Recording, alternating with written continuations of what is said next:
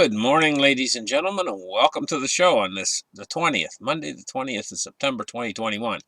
Thank you for tuning in. I'm glad to have you guys here. Now, I'm going to tell you guys what. We've just entered into the front edge of a corrective stage in the stock market. It's going to start out as I don't believe it's going to start real fast. We're going to have up days and down days. But I I think that people that are used to buying a dip now at this point are going to find that the successive highs are going to be lower all the time. So you're going to have lower highs, and it's going to be very difficult until there's a change in the markets. Now, see, I'm talking about the markets right now, and until that change comes, it's going to be a bearish market, and I think it's going to increase in intensity. And that's what's going to cause the change. Now, the thing about it is trying to make money in equities right now, I would stay clear of them right now. The thing about it is gold. Okay? We've been through a long, long period, and it's been very, very, what's the word I'm looking for? Discouraging to investors in gold and silver, real physical metal. First off, they control the price using paper derivatives contracts. Well, you guys all know that, but that's not what's been really depressing. What's been depressing is investor attitudes toward gold and silver. When the markets and they're buying into equities and they've been chasing yield for a long time now. People have been, and trying to make a lot of money in equities, and is a big one is equities, trying to make a lot of money, and the thing is what's called a risk-on environment. That's what it's called. A lot of money pouring through the system, and it's a risk-on environment. During a risk-on environment like that, they're not that interested in gold or silver. Now, at times, it's becoming a risk-off environment. Like today, it's a risk-off environment. In a risk-off environment, they're not really that much interested in gold and silver. So those are the two environments that we've been in up until now. What's coming in the very near future is a different environment. Right now, it's a risk-off environment. It's going to change to a fear environment. And you're going to find that the big difference between a risk-off and risk-on environment and a fear environment is, in a fear environment, they're not only interested in gold, it's a must-have. They're all going to want it. Gold and silver, both, in a fear environment. The fear is coming, guys. I think it's a couple months out. I can see it coming. I think it's probably going to come before the end of this year, because the worm has turned. With the Evergrande problems that are happening right now,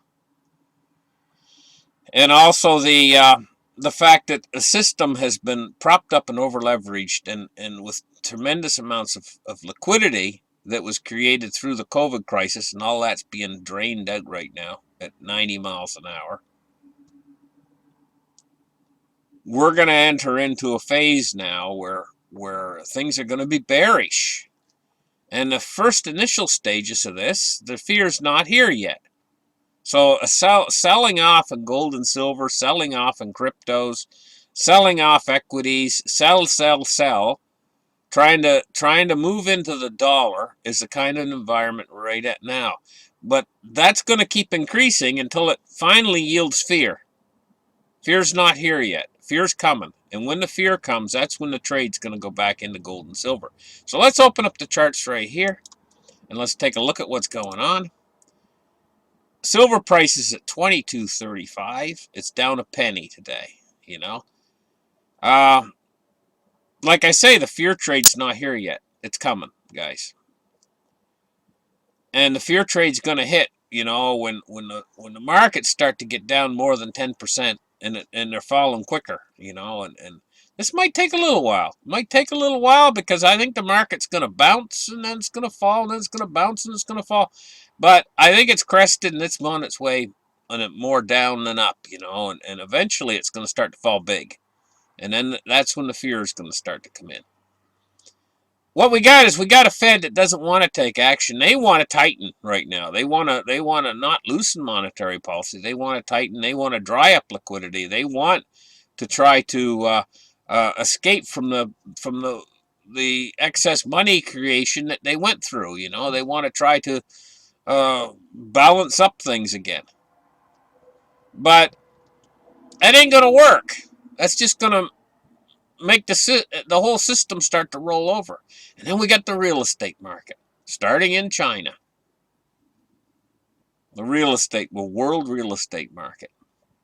It's ready. It's so ripe and ready. Honest to goodness, if it was a piece of fruit, it's got almost maggots crawling out of it. It's ready to drop off the tree.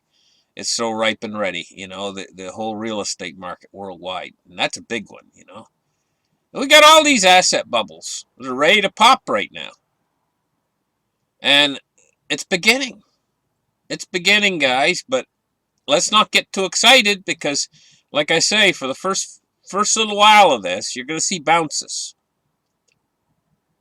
So the stock market might go down 500 points today, and it might bounce back 300 tomorrow. And everybody thinks, hey, it's great, it's great. This is over, and things are going good. But it's going to get there. It's going to get to the point where fear starts to enter in. That's when we're going to see the metals pop.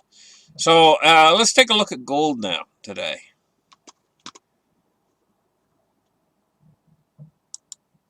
Gold is it's up today. It's up $10.80. Starting to turn a little bit now, though. It's at $17.64. I think that when the fear trade comes,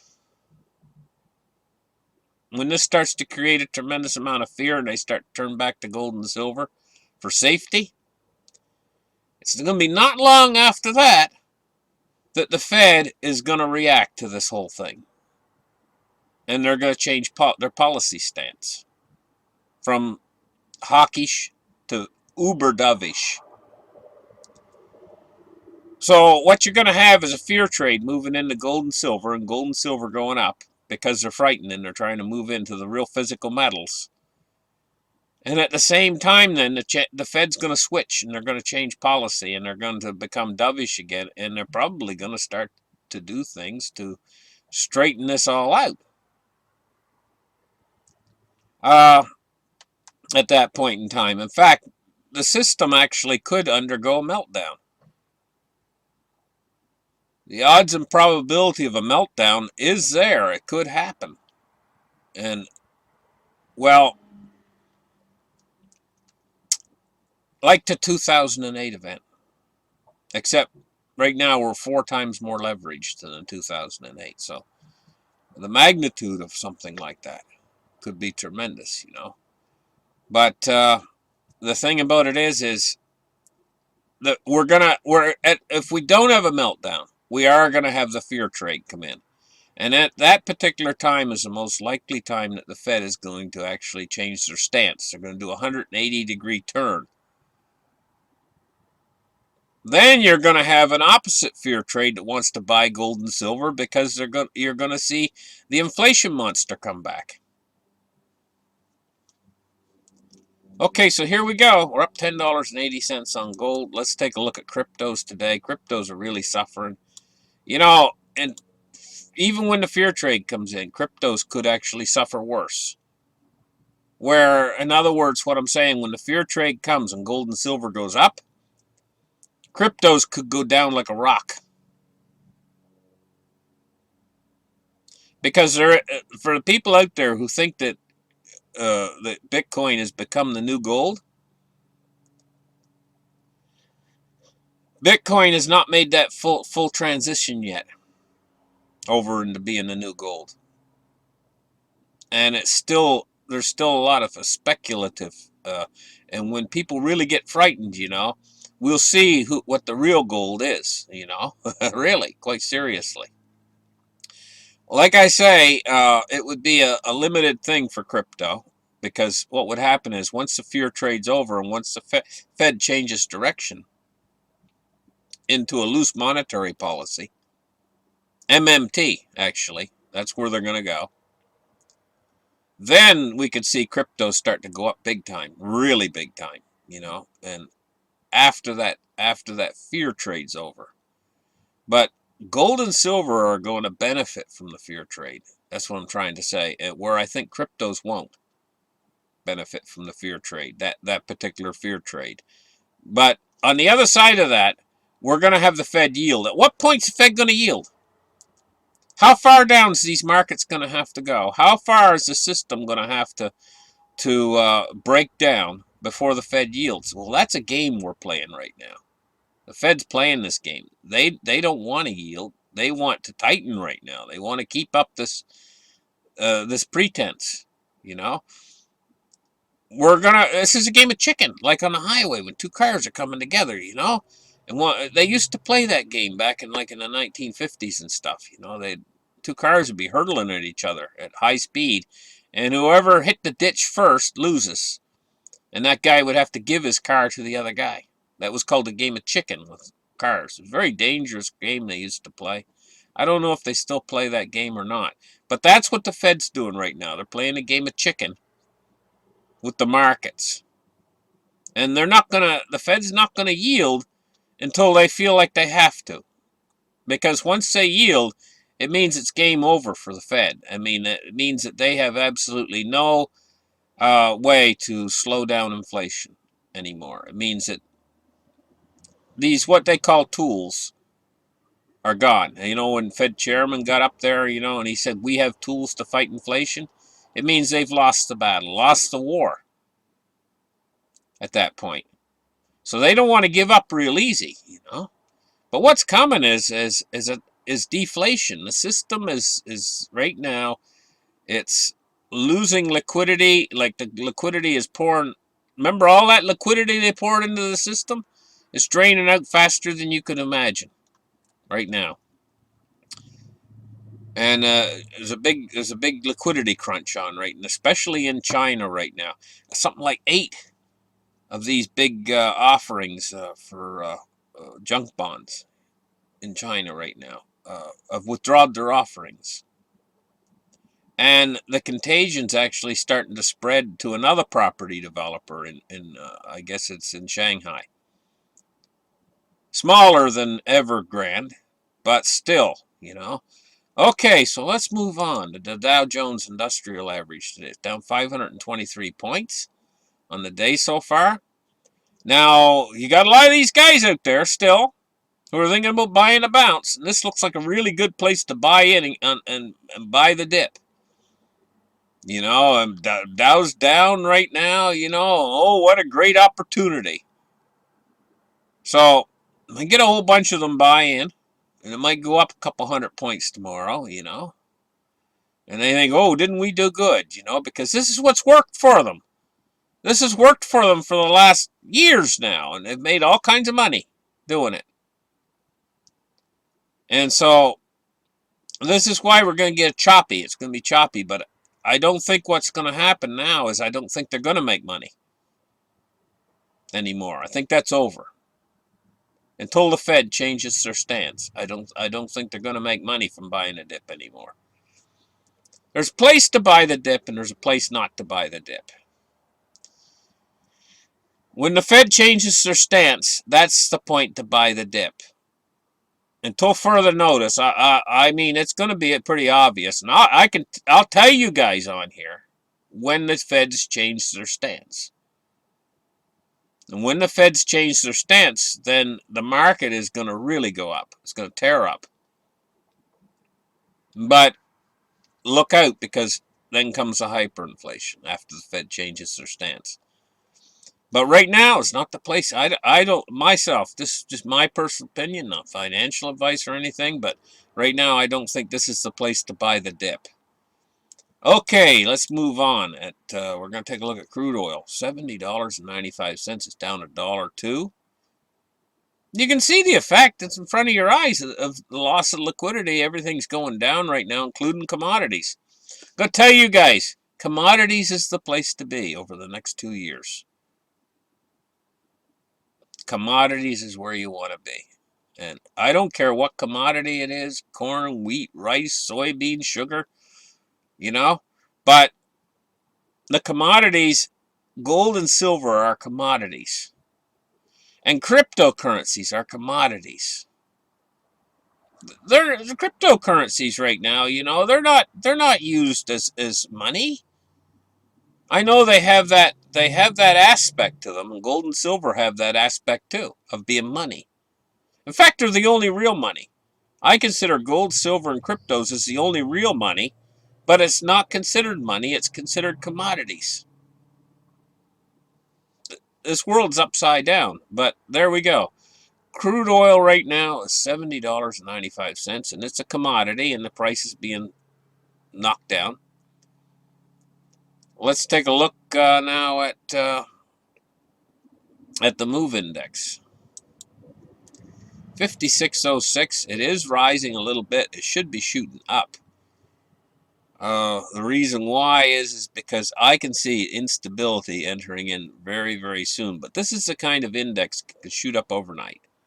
It could go over 100 in one day, Let's take a look now at bonds and rates. And we're seeing falling yields today. We're looking at the U.S. 10-year at 1.32, and it's down 4.9 basis points. That's significant. That's the bond market telling us right now that their inflation expectations are low in the bond market. The bond market is sensing, because yields are falling, yields have been staying low. The bond market is not sensing inflation. The bond market is sensing deflation. And I give you a warning about this deflation. You must have about 2 weeks head start warning on it. I've been on shows and I've been telling you guys the deflation's coming now. This deflation's not going to be a long-lived cycle. Like, you get these guys out there saying, oh, it's going to last for the next 10 years. We're going to deflate, and the market's going to overall drop 80%. Sorry, but no. At a certain point, the central banks are going to have to end this. And they're not going to want to. They're going to have to. There's a big difference between that. Because they know that when they end this, when this gets really deep and the central banks work together to end this, that they're going to push us into modern monetary theory. The modern monetary theory doesn't work. MMT does not work. It'll cause hyperinflation. That's all it'll do. And so ultimately, at the final end of this whole thing is going to be a hyperinflation. It's going to take the system down. But it's not going to take the system down like deflation would. Deflation's almost an instantaneous thing where the system freezes. And hyperinflation is more slow. It's a slower thing. The people continue to use the money even though it's losing value for the longest length of time. They will use it when they need a wheelbarrow full to buy a loaf of bread. They'll still be using the money.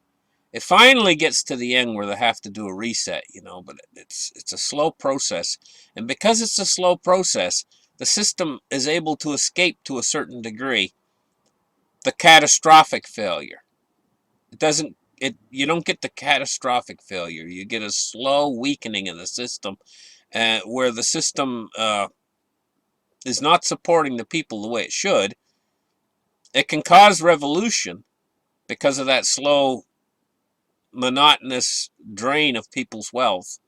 The people in the end, when they can't start to get so they can't feed themselves, that's what inflation can do. But ultimately, it's not the system killer that deflation is. Deflation left unchecked would freeze the system.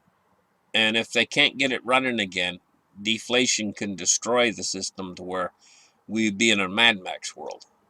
That's what deflation can do. But the inflation will do problems too. So U.S. Treasuries today. Now let's take a look at the U.S. dollar index. It's 93.20, and it's falling right now.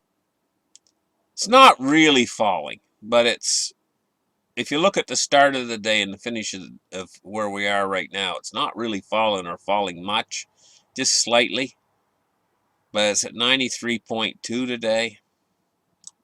And Morgan Stanley, he's saying a destructive 20% plus correction is probably coming. That's what Morgan Stanley's saying. Well, I think it's here. I think we're already beginning it. But like I say, at the first stages of this, you're going to see the markets bounce. You're going to see negative toward gold and silver in the initial stages until the fear comes. You got to wait for the fear. At the start of this thing, all it is risk off. It's not fear. For gold and silver to catch a bid, we're going to have to wait for the fear trade to come in. And then the fear trade is going to change when the central banks change their monetary policy because of the fear. Let's hope the system doesn't lock up. Let's hope things don't get out of control and the deflation lock the system. Somewhere I figure around a 40% drop. And I think the system was going to lock up. And it would lock up suddenly.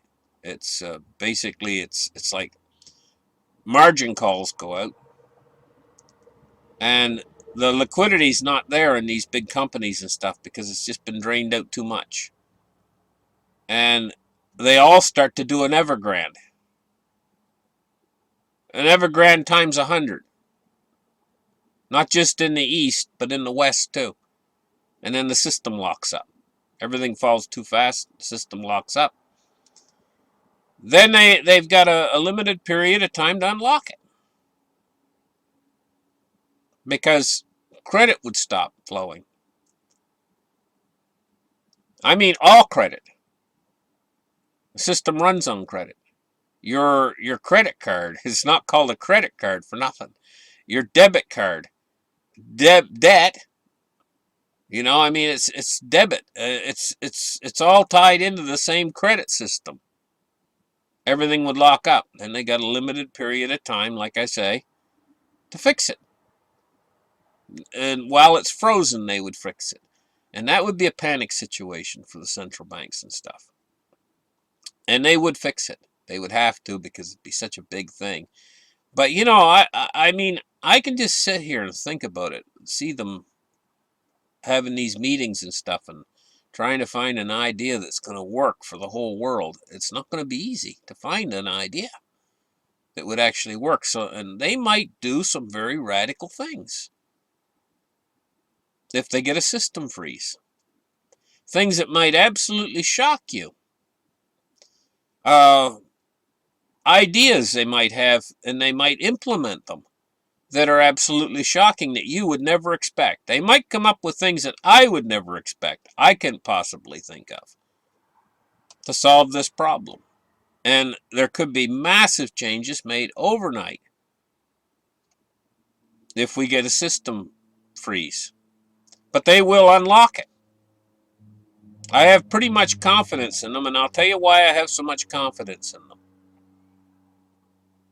Is because of the desperate situation the world would be in, and the fear that they would have to get this solved. And I'm telling you guys, honestly, if they don't get this debt ceiling solved, this debt ceiling could lock the system. If they don't do something about this soon. Tell you, these economic times we're in right now are very hard and unpredictable.